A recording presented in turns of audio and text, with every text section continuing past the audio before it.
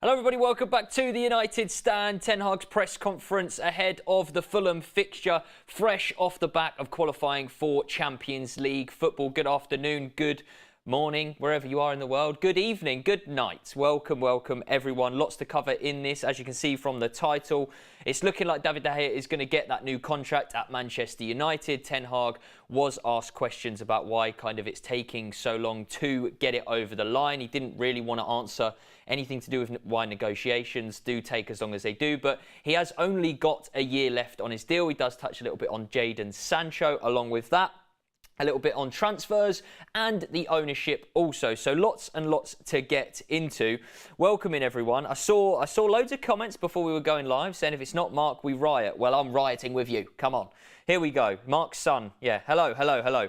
Nice to see everyone. Obviously, I'm in good spirits. I'm in very high spirits. Very good mood this morning. I've had an energy drink. Feeling a little bit shaky, a little bit hyper. And especially, as I say, off the back of Manchester United qualifying for Champions League. We can speak about that in a minute. But I do want to go straight into the main kind of topic of discussion, which is to do with David De Gea. The question was very long-winded, to do with David De Gea's contract and, saying he's basically a very important player and has been for a long time at Manchester United, right? He's saved us a lot of goals over the years.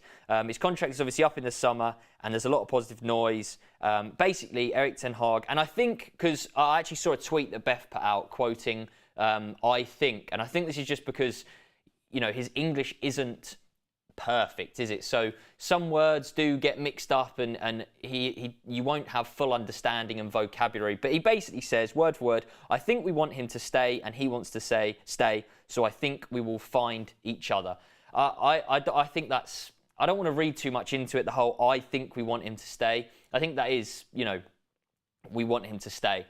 And I think now we have to prepare for, regardless of what your thoughts and opinions are on David De Gea at Manchester United, whether you want him to stay, whether you don't, irrelevant. We've got to prepare for life with David De Gea in goal. And in all honesty, I'm okay with it. And I want to get your guys' thoughts. We'll do a poll straight away. Now, I know what this is probably going to end up being, but we'll go straight into a poll. So get amongst it and we'll literally go, do you want David De Gea to stay for next season? I think it's pretty simple along those lines. I see comments coming in here. Really want Costa.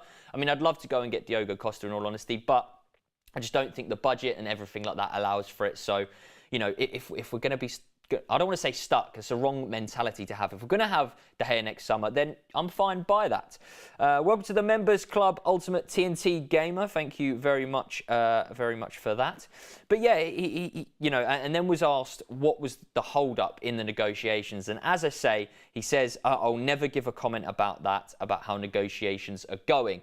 Exactly, and this is, you're never going to get that from a manager, or you're never going to go, oh, well, this is the exact reason. It's because he actually is asking for too much money, or we're not willing to pay that amount of money. That's never going to happen.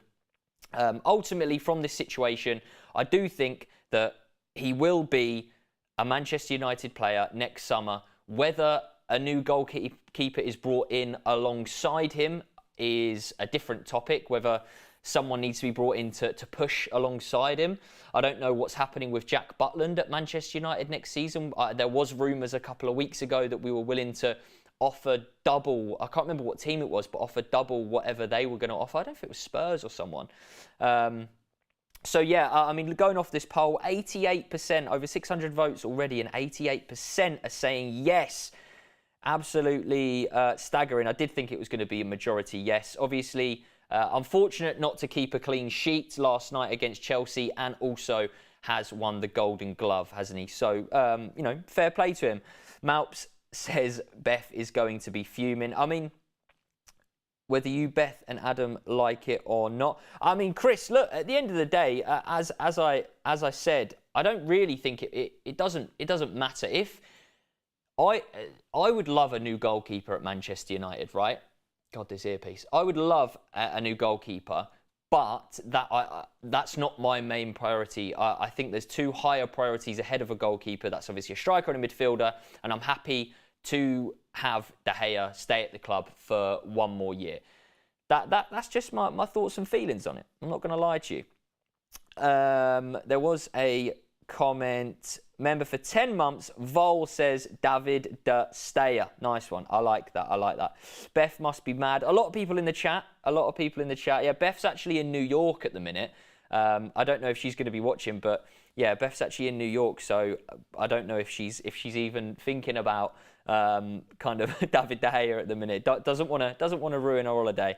But we can move on a little bit to Jadon Sancho. He was asked, I mean, I'm not going to lie, some of these questions, I don't know what the journalists tried to kind of get out of Ten Hag.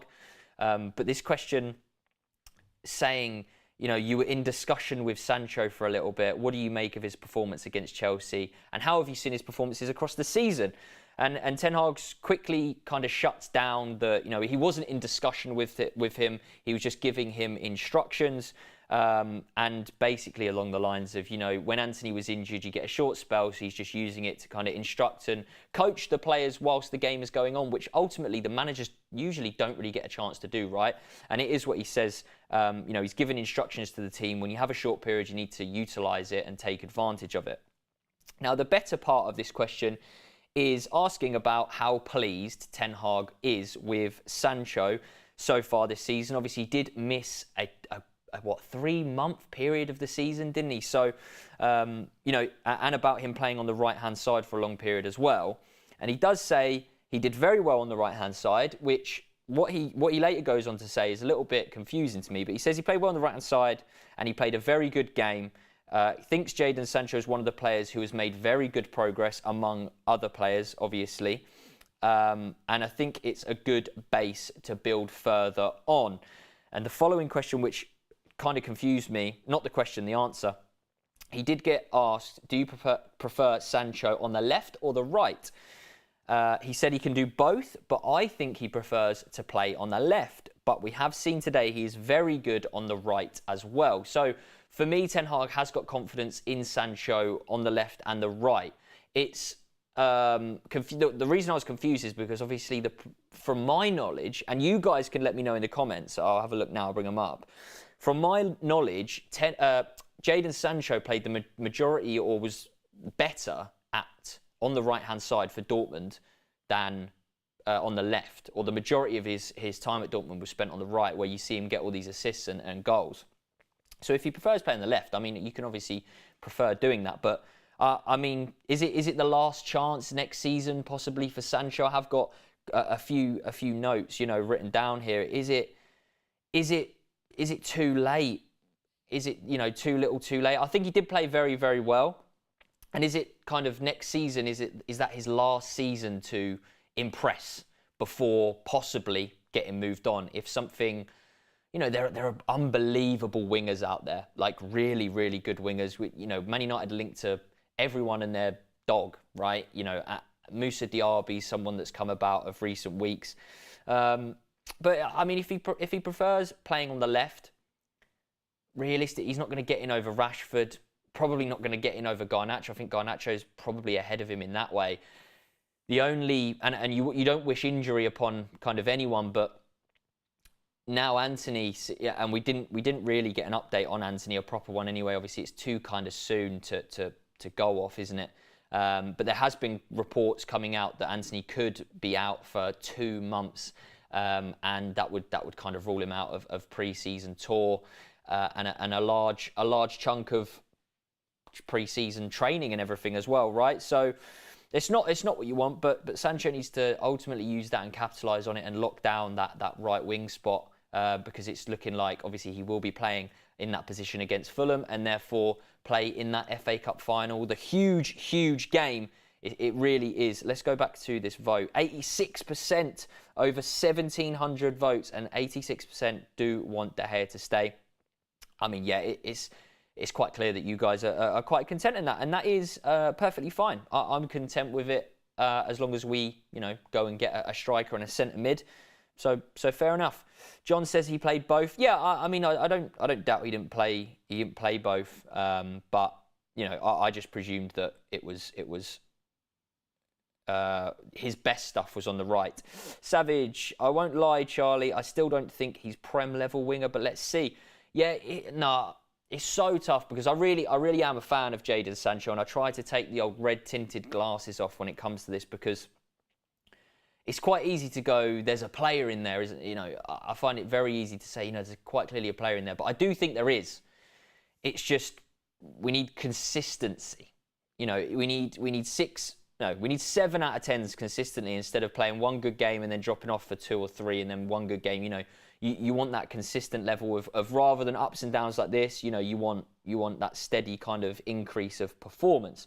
So yeah, it'll be interesting to see kind of what Jadon Sancho's future looks like in a Manchester United shirt. Obviously, last pre-season when Erik ten Hag came in, the front three for pre-season tour was Rashford, Martial and Sancho. Now that, I mean, it could be the same. It could look a little bit different if signings do get brought in. You never quite know. I'm really intrigued to see what kind of pre-season tour looks like in the sense of last season, pre-season was a shambles when it comes to transfers, etc. You know, the only one that was on tour was Malacia, I want to say. You know, Eriksen, I don't know, producer Ryan, was Eriksen on the tour? Did Eriksen go late or anything? Yeah, he signed towards the end.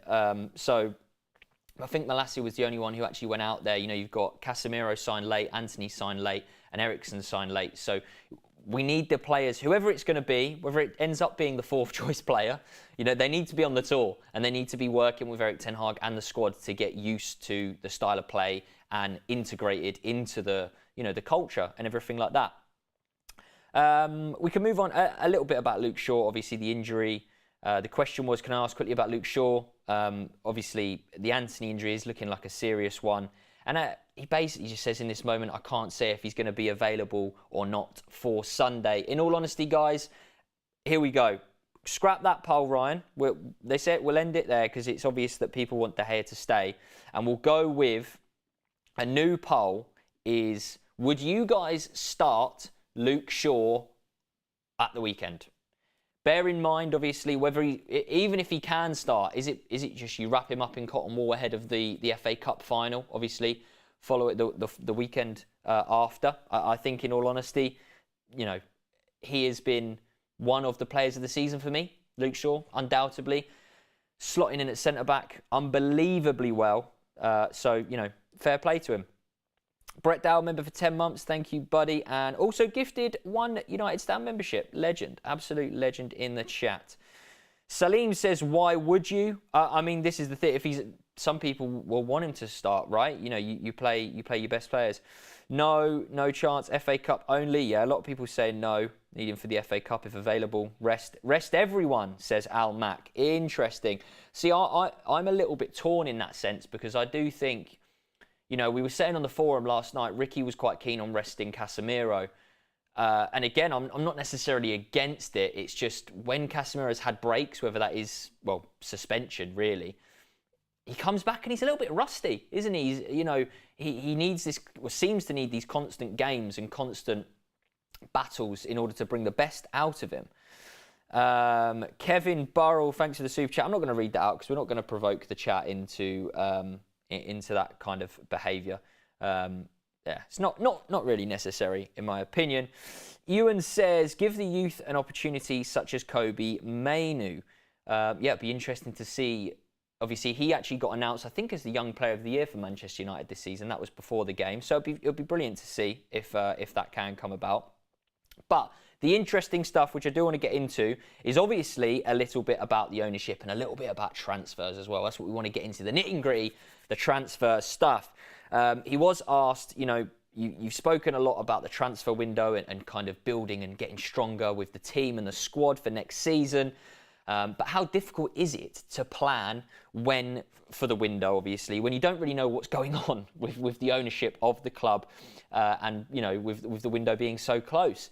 And basically, Ten Hag just said it's not really my job to worry about that, in all honesty, which I do think is, as much as he's right, it isn't his job, we be worried about it, in all honesty. Like, especially I would, because you want to bring in the best players, and if you don't really know how much money you're going to have, what the ownership's going to do, I mean, maybe, I'm guessing there's conversations behind the scenes that, well, there's 100% conversations behind the scenes which we're not going to know about, right?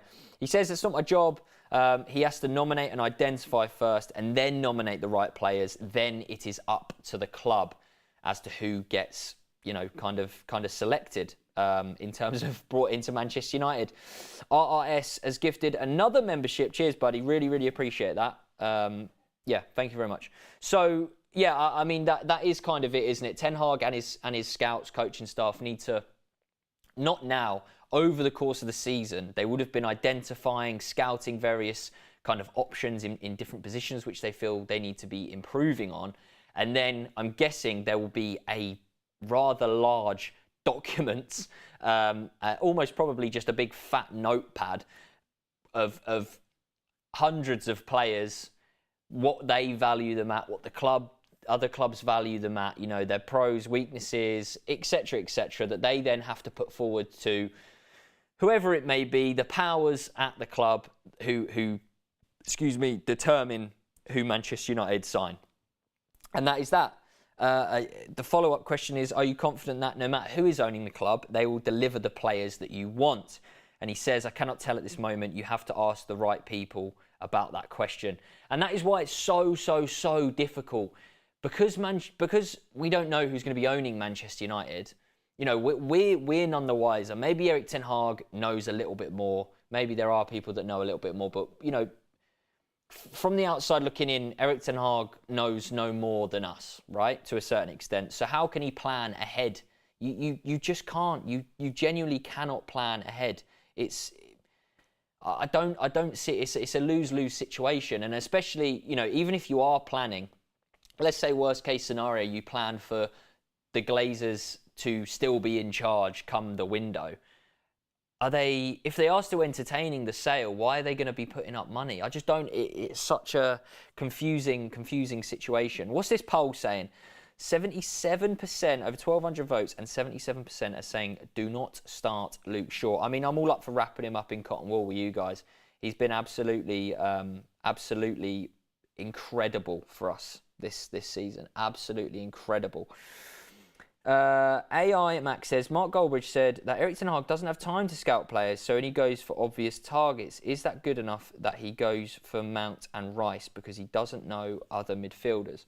I don't know. I don't know if that's right. I mean, look, that isn't. Ten Hag isn't a scout, is he? So he's not going to be the one explicitly scouting the players all the time. Anyway, of course, he'll go to various games, but he's the one delegating and kind of, and I'm sure the scouts will propose players to him as well. I don't know. I don't think it's necessarily like, you go for obvious players because you don't. I mean, obvious players are the good ones, right? Rice is a good player. Kane is. These players are obvious, but there's a reason they're obvious because they're good. I mean, Mason Mount is a divisive figure, I think, within him joining Manchester United. In all honesty, so I don't even want to really get into Mason Mount. I feel like I don't know what it is necessarily, whether he's good, not good enough, the wages, the figure of what the fee could be. I mean, I don't know. But yeah, kind of lastly. He was asked kind of about, as I say, more about the transfer window and kind of squad depth and improving on it. And he was a little bit blunt with this first question. He basically just says, if you don't have a successful transfer window, then forget about challenging for and still improving. He says still we can improve also with this squad as we did this season. So this leads on to, he was asked, you did just mention it depends on how you come out the transfer window. He says, I think that's one part of it. The other thing has to come out of the progress in the current squad and the current players, and that is the job I have had to do to get guarantees with this squad and with my coaching staff. So obviously he's had to work. You have to work with what you've got, is what he's saying, in order to then find out kind of what you need and obviously what you can improve upon. He says, I think we've made huge progress during the season, which I think is correct as well. He says, the team, many individuals play fantastic and a great season, and now we have a good base, which is, again, I do think we do have a good base in terms of the current kind of crop of players. But then again, there's more than a handful, 2 handfuls of players that need to be shipped on. But then when you get the right players in, that will help also improve the squad. So in all honesty, he's not stupid. He knows that Manchester United need to go out and sign players. He wants, the players that we're being linked to, it's quite clear that he wants an overhaul in the summer. It's just whether we're going to be given the funds to be able to sign the players that he wants. Ultimately, it could be another window that we end up going for 3rd, 4th choice. I do think that there are enough good players out there that possibly 3rd and 4th choice could still be good options. But, because you look at Harry Kane 1st choice, Osimhen 2nd choice, and then you go into your Vlahovic's, your Goncalo Ramos, there are a plethora of options within the striker department, 100%. Tizzy's Universe says, in Eric we trust. And that is ultimately what it comes down to, guys. Whoever Erik ten Hag wants and whoever Erik ten Hag doesn't want to sell, i.e. or let go, let's say, David De Gea, we need to trust in the manager. We need to trust in what he wants. If we're trusting who he wants to bring in the likes of Harry Kane or Mount, whoever it may be, we need to then trust what he is able, or his judgment in letting people go, i.e. David De Gea.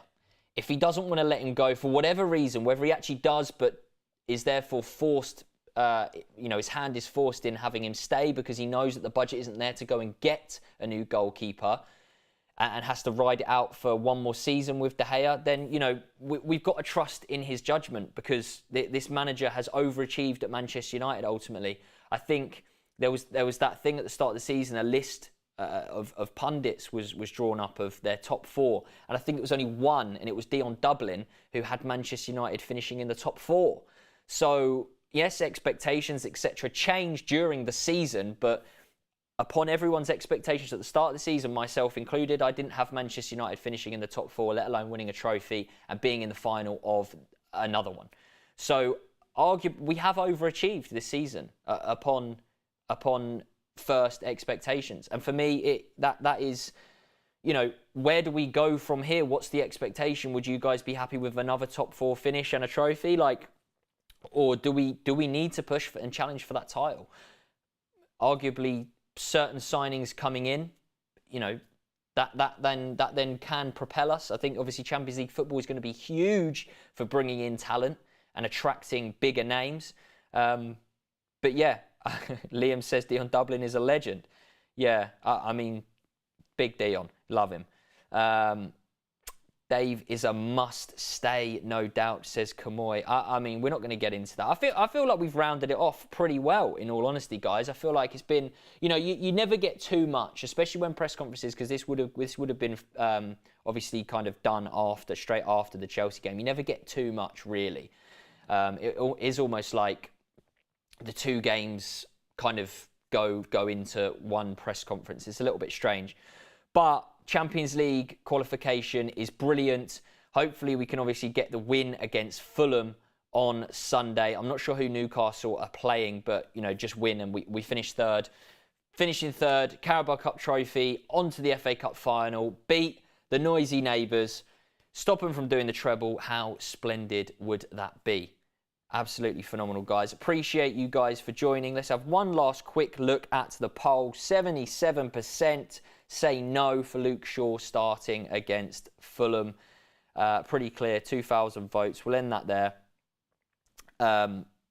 Any news on the sale? Is it imminent? No, I mean, no news, really, in all honesty. Not from the press conference anyway. I mean, I doubt that would be the place where stuff would get broke. But obviously, Mark's show this morning, he did say that there could possibly be something, whether it is today or over the weekend, hopefully breaking, and hopefully it will be some form of good news because we want to build on this momentum of getting the Champions League. Hopefully there can be more good news to come. But really appreciate everyone for joining in. Hope you have a good rest of your day, a good afternoon, good evening, and we'll catch you later on for the show around 7 or 8 o'clock.